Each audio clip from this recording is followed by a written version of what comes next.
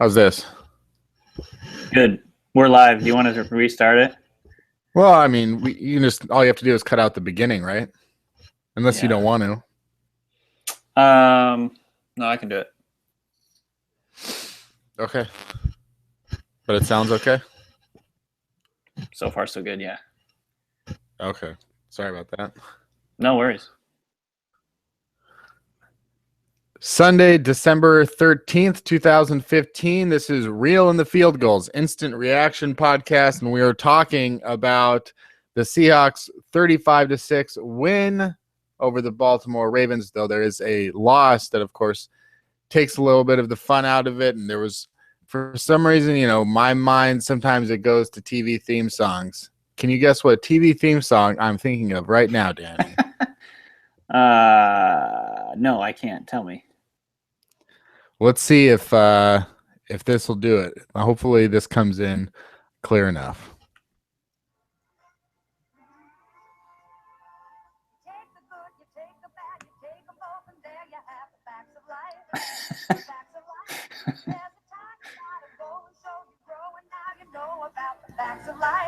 The facts of life, when the world never seems to be living up to your dreams, and suddenly you're finding out the facts of life are all about you. That's what I got to. Just thinking about, you take the good, you take the bad, something.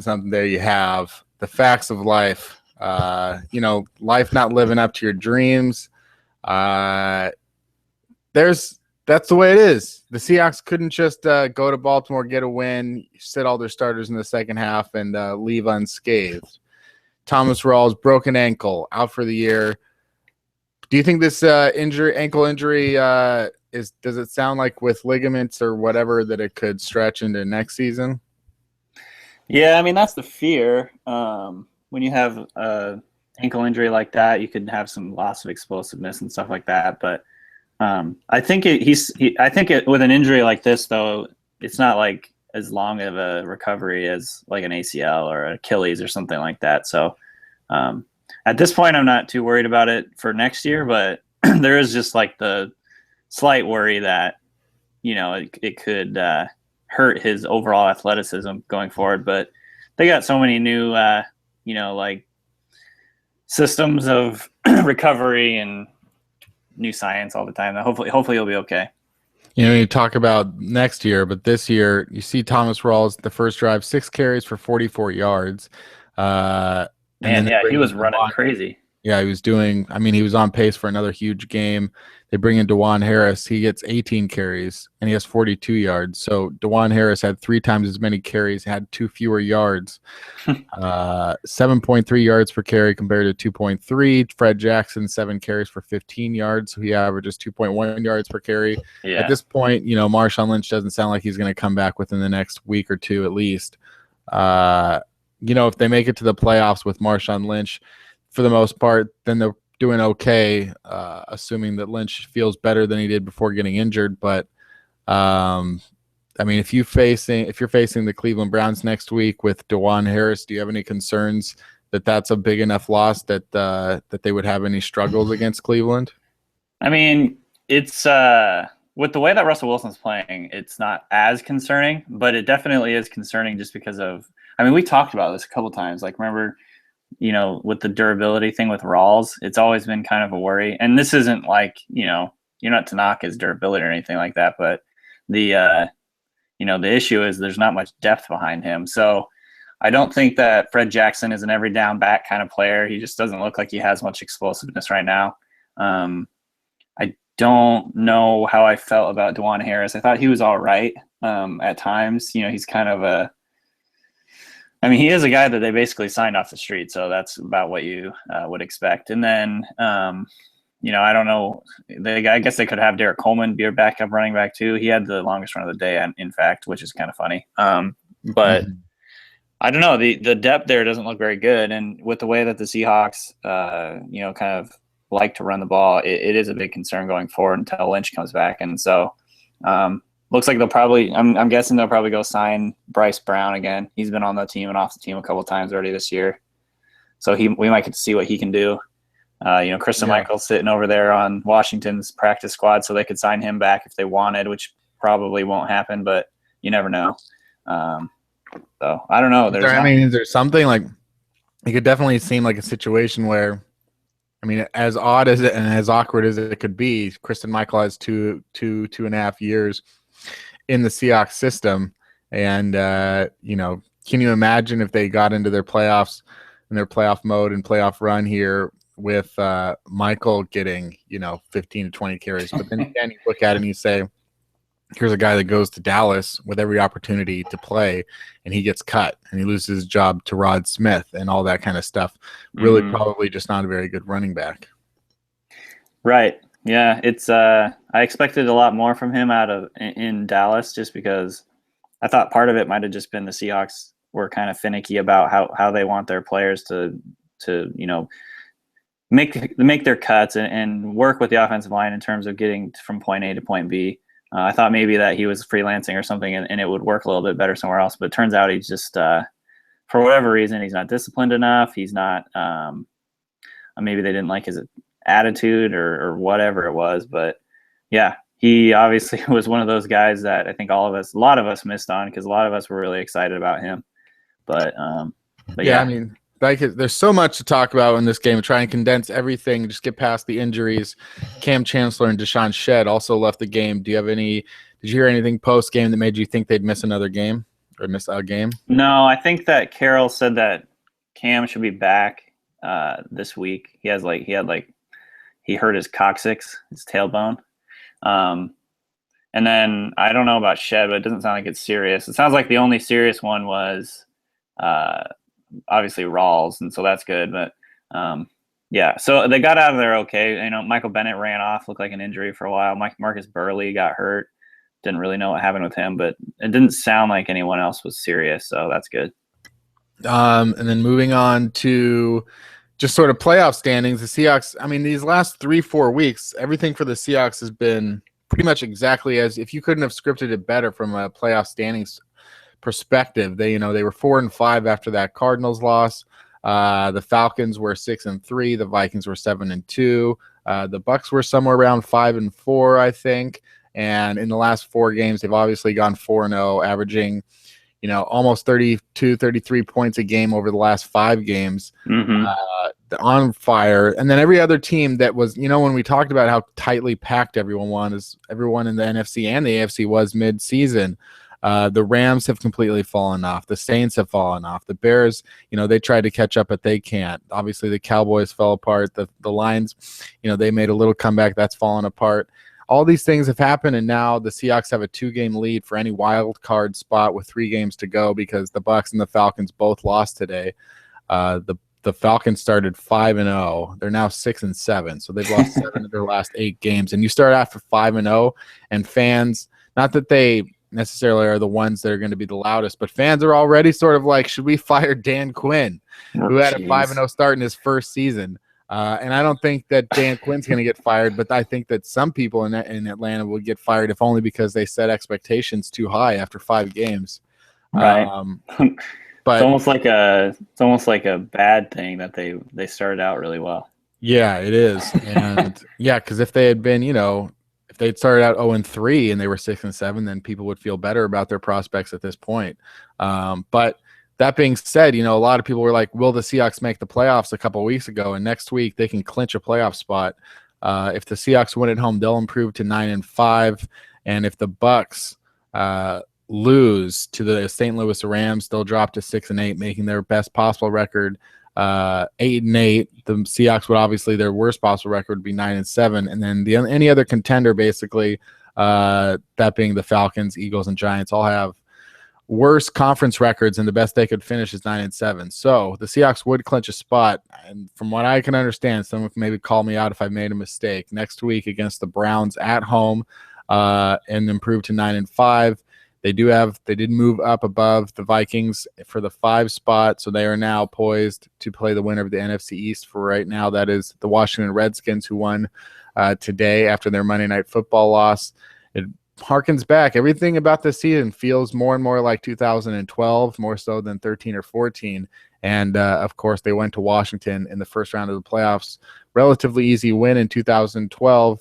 The other thing, I guess, in regards to that, I mean, do you want to play Washington more so than Philadelphia or New York? I think so. I'm not sure. I mean, all those teams are kind of dumpster fiery at times, and then look pretty good at other times. So I don't really know if I have a preference on that. To be totally honest, I think I do. I don't know. Yeah, maybe Philly, but then again, Philly's got a pretty good defense, or at least they had a pretty good defense. They've played like really crappy last month or so, but. I mean, I think you could probably honestly, I could make the same arguments for just about every team in the NFC East right now in terms of why I want to face them or don't. It's all just a wash to me. I really actually don't care. Just give me one of those teams. They're all pretty bad. And speaking of bad teams, I mean, the Cleveland Browns win today over the 49ers 24-10 with Johnny Manziel starting. Yeah, he had 270 yards, a touchdown, 8.7 yards per attempt. But the bigger story probably, if you weren't just staring at the one guy that everyone looks at in Cleveland, but Isaiah Crowell, 20 carries for 145 yards and 2 touchdowns, and then Duke Johnson, 13 carries for 78 yards. They rushed for 230 yards today against the 49ers. And of course, Gary Barnidge is having the huge season at tight end. Travis Benjamin, this seems like the type of guy that's just going to annoy, the Seattle defense.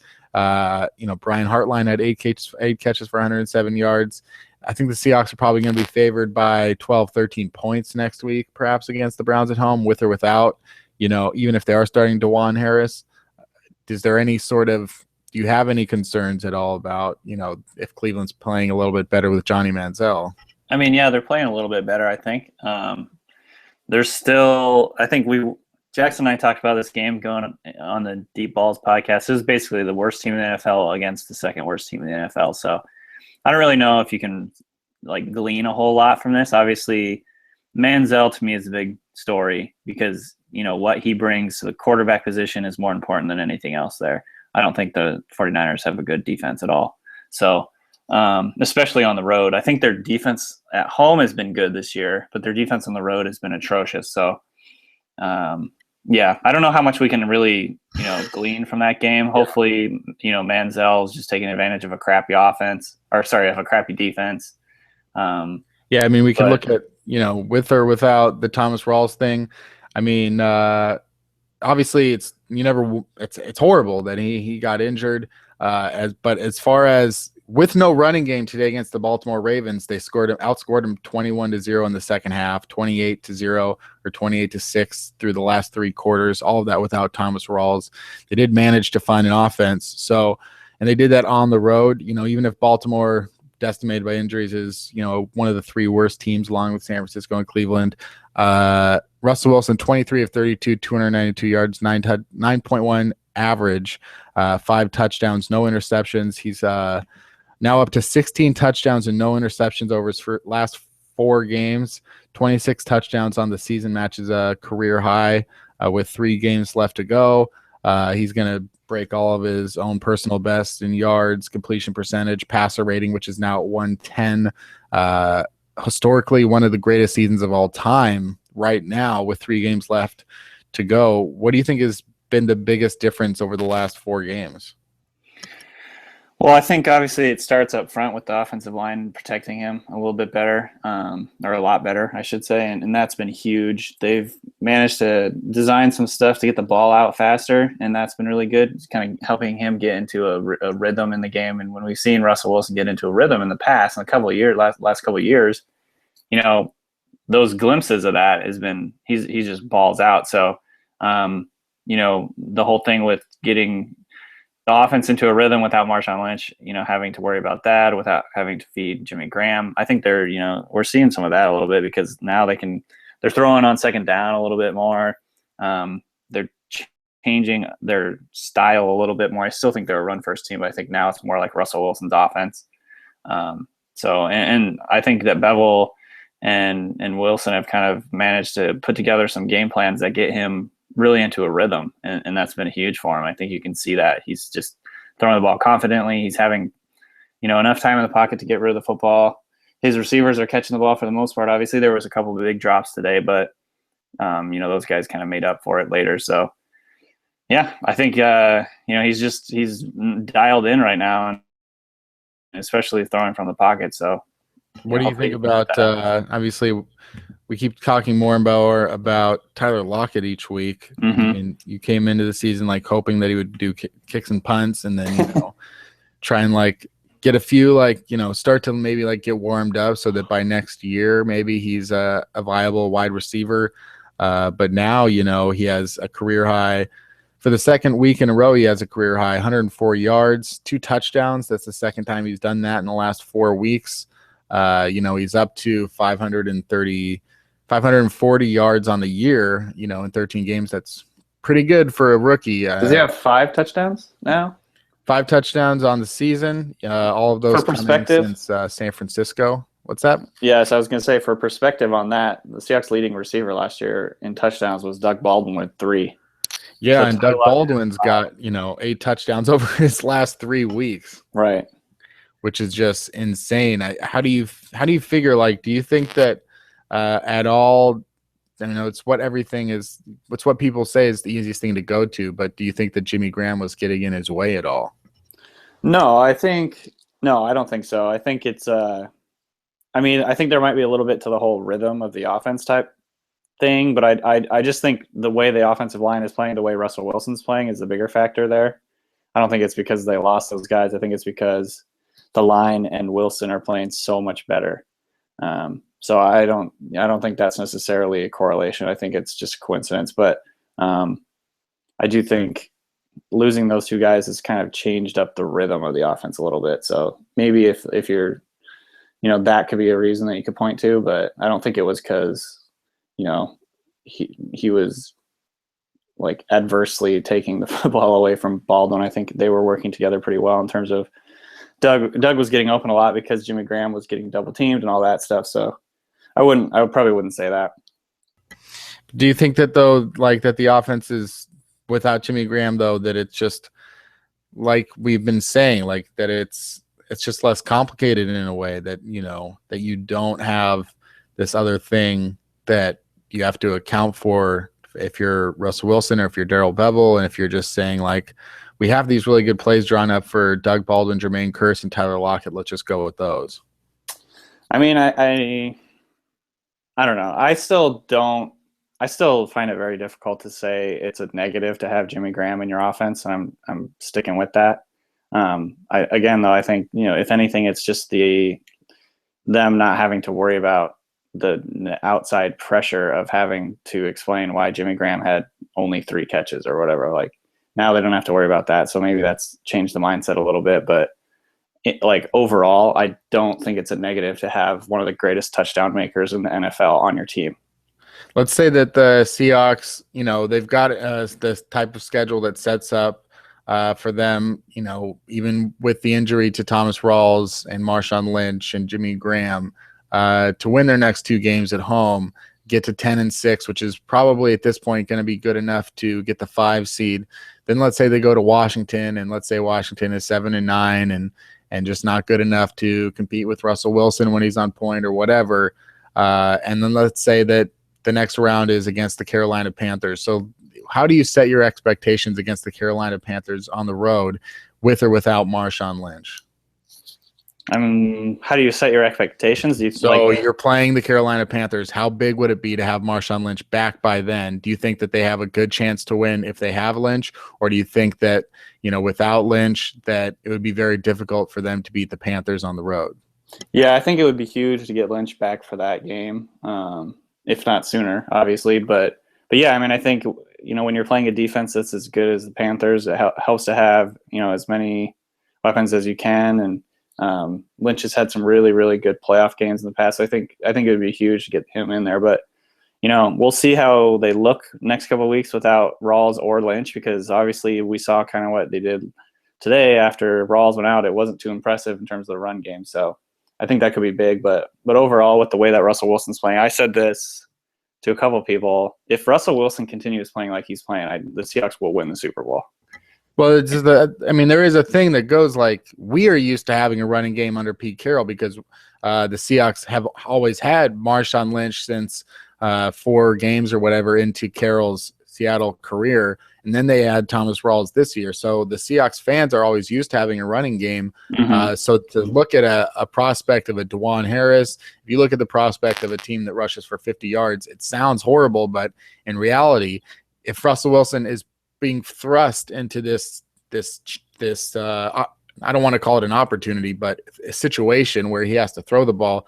This is how many an NFL team plays. There are plenty of teams that have gone to the Super Bowl, perhaps having to rely on their quarterback. That's, a big reason why the quarterback is the most important position, but we've never asked Russell Wilson to be so much of the offense. And maybe this is him blossoming in a way that, Tom Brady had to blossom in, say, 2005, 2006, because before that, he wasn't throwing it so much. He wasn't putting up 40 touchdowns every year. And the way that a Drew Brees blossomed from the time that he was in San Diego to New Orleans, I think that I've always thought that Russell Wilson would sort of follow those same trajectories where he's not so much, they're giving him the offense that he can handle. And now you don't know, just like with Thomas Rawls, you don't know what a person can handle until you put it on their back. So I'm not necessarily saying that Russell Wilson will be able to put on these MVP performances every week per se in the playoffs, but absolutely we might find out that that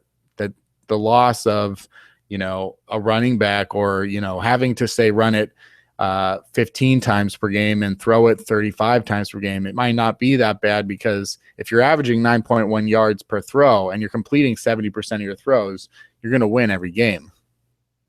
Yeah, I mean, I like the good defense. I like the comparisons of Brady, and you could even maybe say Roethlisberger had kind of a similar evolution as a quarterback. I still think the Seahawks will always want to be a really heavy run team no matter what. But the good news is, I think if they have to lean on him more this year, which I think that it's looking like they're going to have to, just until Lynch gets back at least. But the good news is, he's been playing so well that they can lean on him to carry the offense and do more with the passing game than I think Pete Carroll would want them to do. I think the way he's playing right now, they're able to do that, so that's huge. But in the long run, I don't think that they'll ever turn into like the Patriots in terms of throwing the ball like 60 times a game or something like that. But I do think it is kind of him turning that corner, and this is his offense, and he's able to run it and do what they need to do without some of the ability to run the football that they had in the past. So yeah, I like those comparisons a lot. And the other comparison that they've brought up last week was him to Steve Young. Yeah, I mean, absolutely. I think that there is that sort of greatness within him somewhere, and we just have to sort of separate ourselves by a few years from what's happening right now. But he has followed those same sort of. A lot of people don't look at Joe Montana and think, oh, this guy threw it 350, 400 times a season, but that is what he did. He wasn't a Dan Fouts type that was throwing it a bunch. So there are, and same thing with Tom Brady in the beginning of his career. And I think that the Patriots were always more efficient and effective that way. It's funny how the Seahawks have we're not even talking about the defense, and the defense is still really, really good. But the offense has just been so good over the last 4 or 5 weeks. And, you're hearing, when the offense isn't going so well, it's all about fire Darrell Bevell. I don't hear Darrell Bevell's name mentioned as much these days. You don't really praise him that much. Everyone wants to fire someone for something. Yeah. We got to fire people. What's funny is how many points they've scored, and they've still scored. They've scored 340 points on the season.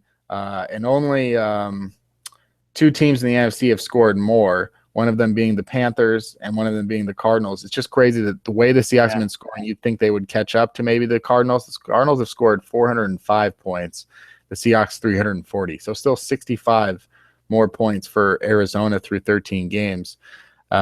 Who do you think is the best team in the NFC right now? Do you think it's Carolina or Arizona or even Seattle? I mean, let's sort of I know that now we have to look at Seattle in a different way because of the Rawls injury, but Who do you think? I mean, because Right. the Seahawks are playing the best right now, perhaps, but who do you think is the best in the NFC?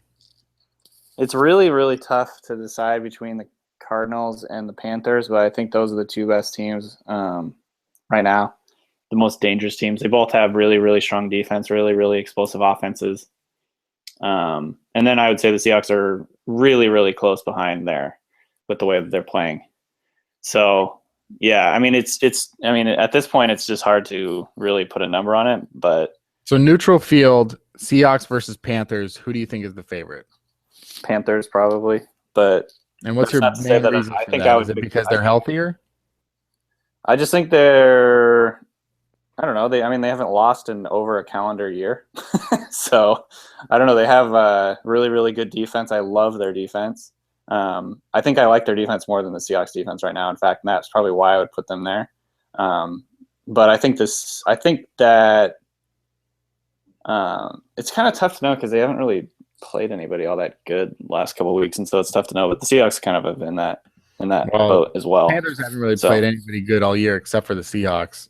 That's why I don't really. That's why I think that they play the Packers. I guess I don't know if you think the Packers. They played the Packers good, right as the Packers were falling apart. You know, they played the Packers as the Packers were losing 4 out of 5 games. The Packers lost to the Lions at home, the Bears at home, and then so that at that point, like I don't think too much of the Packers. The Packers are playing the Cowboys at home right now, and they're up 7-0, and they get to face Matt Castle. But even then, I don't know necessarily that I think Green Bay is going to win this game. I just don't think that the Packers – I think that the Carolina Panthers are in the right situation to go to the Super Bowl perhaps because, they'll have home field advantage. They only have to win 2 games at home. You never know what's going to happen if they'll face – I think that, again, the Seahawks are banged up. And you look at Carolina, I think, Jonathan Stewart and Greg Olsen went out today with injuries. I don't think either one of them are serious.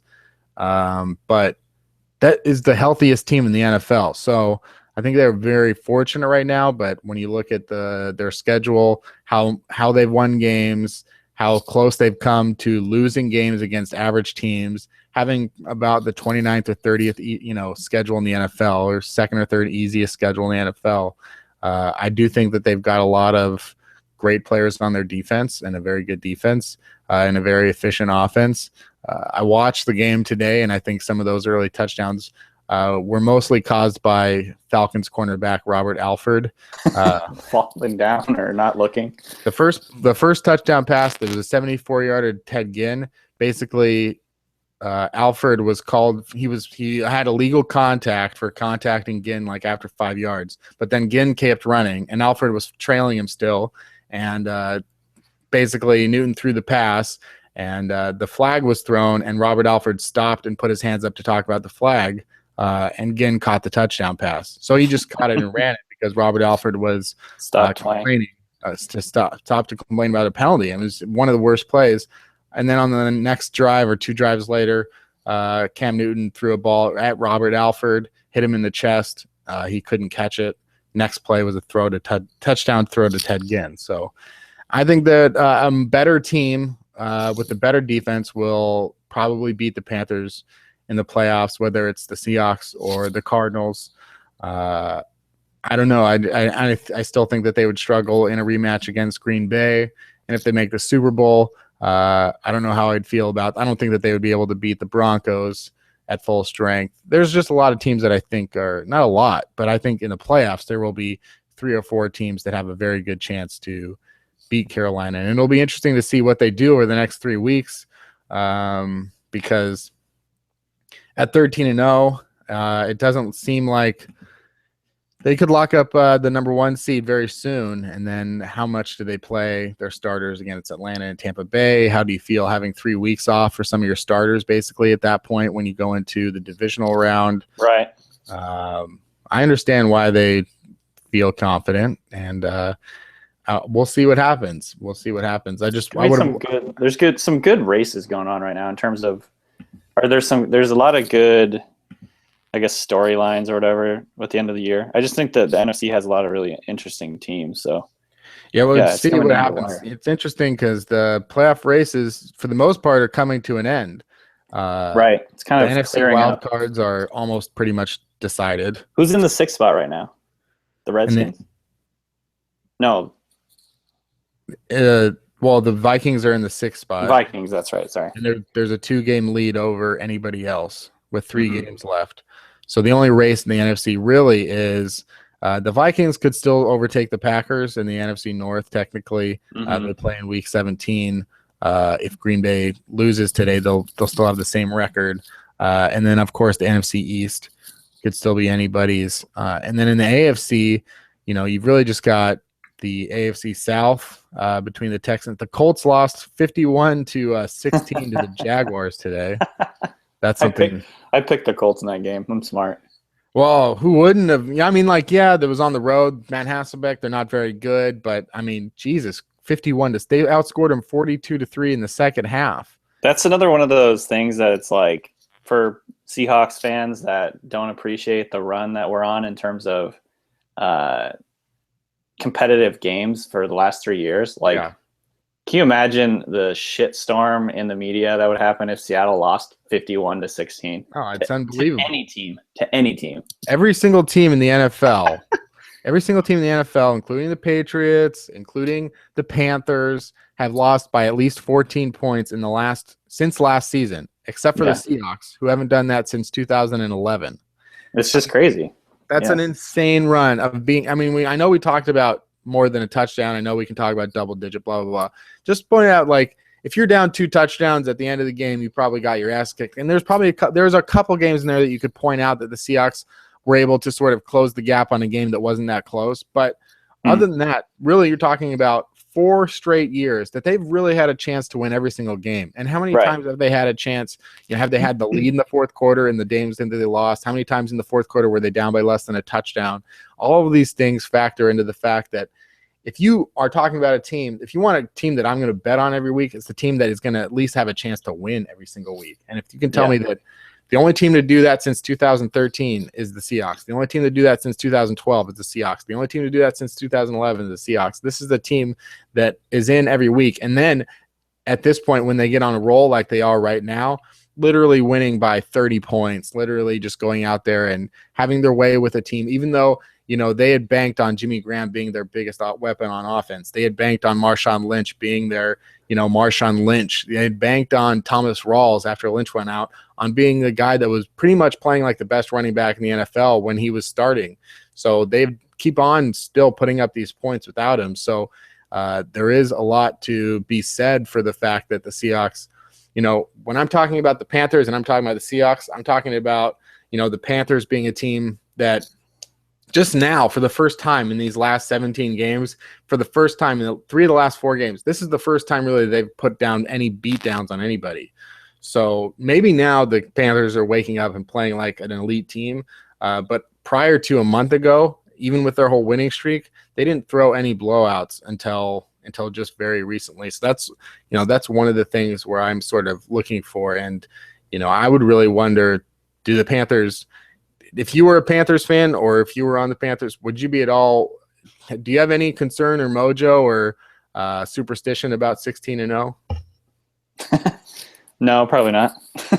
I mean, I wouldn't. I'm not superstitious in the first place, but I mean, if I was a Panthers fan, I think I'd be stoked about the idea of getting 16-0. That's awesome. Do you think if you were 16-0 or 17-0 in the playoffs that there's just a little bit more pressure to win as opposed to, look, we don't have to worry about the undefeated thing. We're at 15-1. Let's just go out there and try to win a Super Bowl? Or do you think now it's like, well, let's try to win a Super Bowl and be the first team to go 19-0?